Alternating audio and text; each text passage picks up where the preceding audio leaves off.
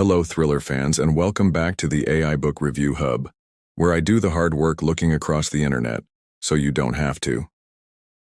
Today we're diving into a sharp, darkly funny, and addictively twisty mystery, Listen for the Lie by Amy Tintera. If you love unreliable narrators, true crime podcasts, and stories that make you laugh one moment and gasp the next, this one deserves a spot at the top of your list. Let's set the stage.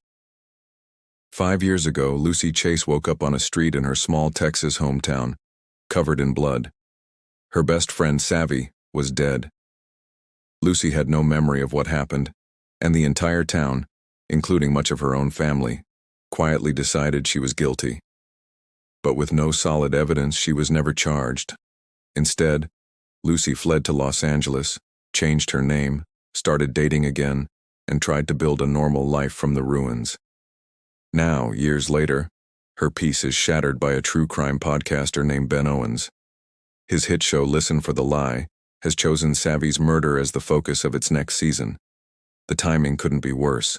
Lucy's boyfriend is about to learn her real identity, the internet is hungry for a villain, and her grandmother's 80th birthday drags her right back into the town she never wanted to see again.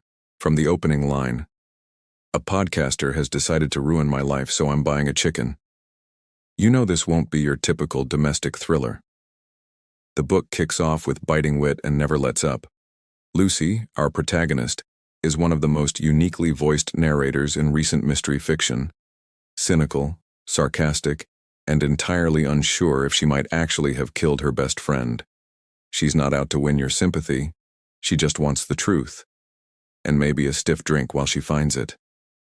Amy Tintera brilliantly pairs Lucy's perspective with transcripts from Ben's podcast, letting us hear the story unfold from both inside Lucy's mind and through the curated lens of a media-savvy investigator. It's a clever structure. As Ben interviews townsfolk, Lucy's memories start to trickle back. The question isn't just whodunit. It's can Lucy trust herself? The characters are richly drawn.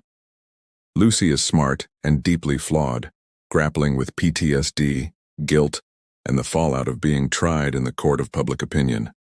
Her inner voice is equal parts bitter and hilarious. You'll root for her even when she's picturing killing people with household objects just to get through the day. Ben the podcaster could have been a trope, all ego and exploitation, but he's more layered than that. As the story progresses, a reluctant partnership forms between him and Lucy. There's tension, yes, and a spark that suggests just maybe they'd make a great team if they weren't constantly accusing each other of hiding things. Then there's Savvy. We only meet her through memories and interviews, but she's the novel's emotional heart. Beautiful, beloved, and perhaps not quite as perfect as everyone believed. As the layers peel back, we learn more about her relationships, her secrets, and the small-town pressures that may have led to her death. Speaking of that town, Cedarville, Texas, it's practically a character in its own right. Tintera, herself a Texas native, brings it vividly to life. It's the kind of place where gossip travels faster than truth, where secrets fester in polite smiles, and where everyone has something to lose if the past is dug up. The suffocating summer heat, the narrow social circles, and the endless undercurrent of judgment all contribute to the book's suspenseful atmosphere. Subgenre-wise, this is a stylish blend of psychological thriller, murder mystery, and dark comedy. Think Only Murders in the Building meets Sharp Objects. It's fast-paced, funny in all the wrong places, and deeply satisfying for fans of twisty narratives and character-driven drama. The tone is where Listen for the Lie really stands out. Yes, there's a murder. Yes, there are serious themes, grief, trauma, media exploitation, but there's also humor.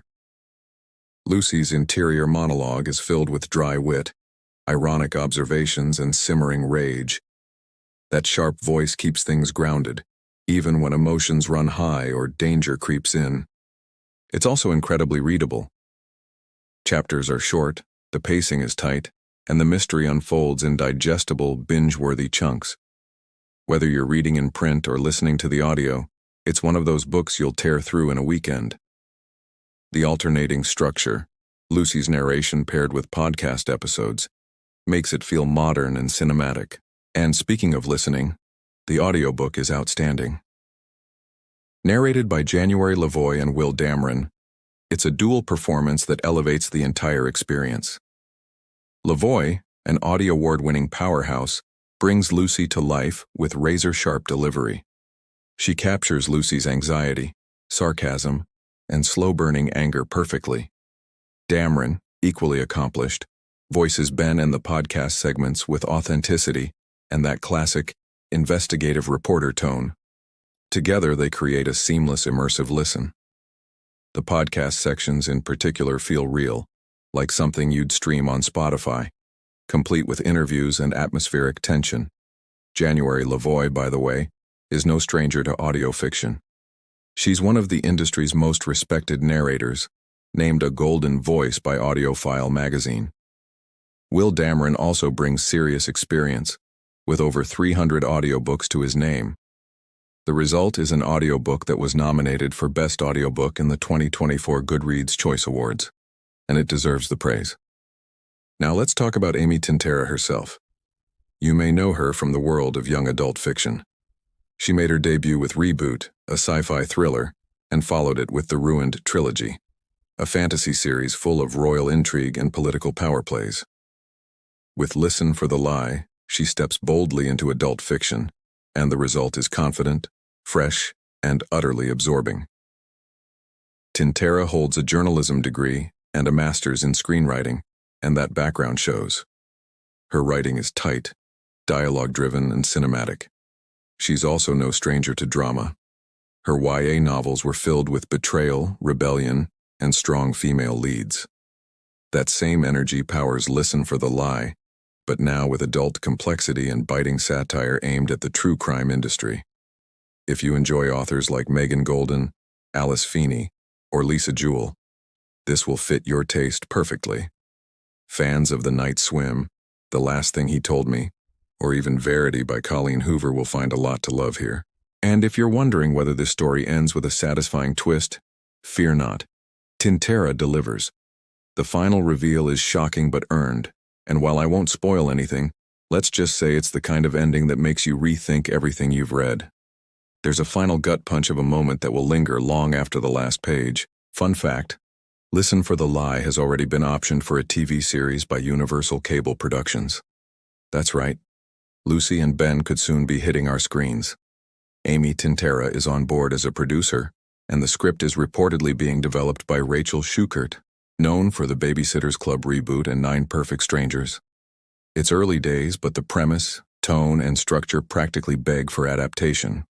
Expect major buzz when casting is announced. To wrap up, Listen for the Lie is smart, stylish, and impossible to put down. It's a murder mystery that skewers true crime culture, a psychological thriller with a wicked sense of humor, and a character study of a woman haunted by memory and the media. Amy Tintera has pulled off something rare, a story that's both fun and thought-provoking, dark but not depressing, and suspenseful without being formulaic. Thanks so much for joining us on the AI Book Review Hub. If you enjoyed this review, hit like, subscribe, and share your thoughts in the comments. Did you suspect the killer? Were you cheering for Lucy? And would you listen to Ben's podcast in real life? Until next time, keep reading, keep questioning, and of course, listen for the lie.